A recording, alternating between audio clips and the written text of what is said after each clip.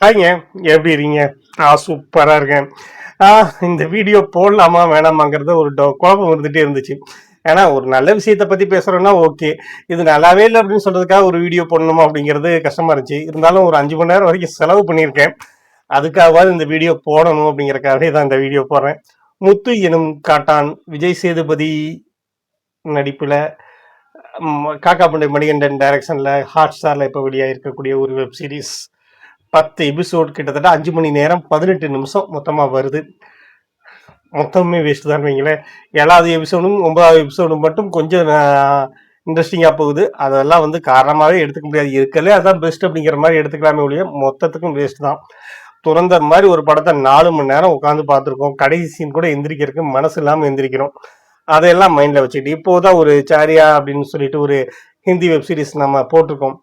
அதெல்லாம் பார்க்கும்போது பரவாயில்ல, நம்ம சொல்ல முடியாத கதைகள், சொல்லப்படாத கருத்துக்களை எல்லாத்தையும் கொண்டு வந்து திணிக்கிறாங்க. வன்முறையும் ஏதோ இருக்கட்டும், பட் சுவாரஸ்யமா சொல்ல முடியுது. ஒரு 4 மணி நேரம் படத்தை ஒரு அசையாம உட்கார முடியுது அப்படிங்கும்போது அதே நம்பிக்கையோட வந்து உட்காரும். மணிகண்டன் டைரக்ஷன் அப்படின்னு நினைச்சிட்டு ரொம்ப ஆசையா உட்காந்து ஃபர்ஸ்ட் 2 எபிசோட் போனோடனே டவுட் வந்துருச்சு. அதுக்கப்புறமா தான் தெரிஞ்சது மணிகண்டன் பாதியிலே கோச்சிட்டு போயிட்டாராமா.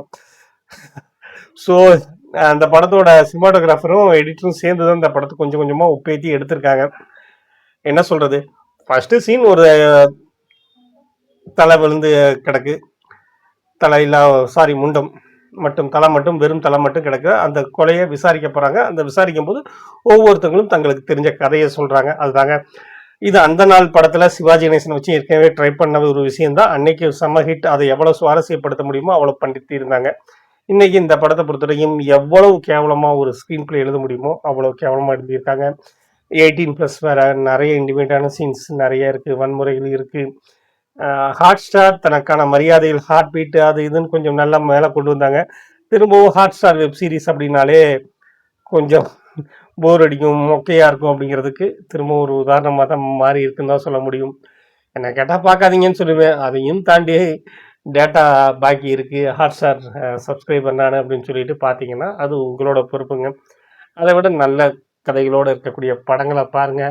படங்கள், கதைகள், வெப் சீரிஸ் எதுவாக இருந்தாலும் நம்மளுடைய வாழ்வியலோடு சேர்ந்து இருக்கக்கூடிய விஷயங்கள் ரொம்ப அழகாக இருக்கும். அதை விட்டுப்பட்டு இப்படி அருவத்தனமான எந்த வகையிலுமே ஏற்றுக்கொள்ள தெரியல.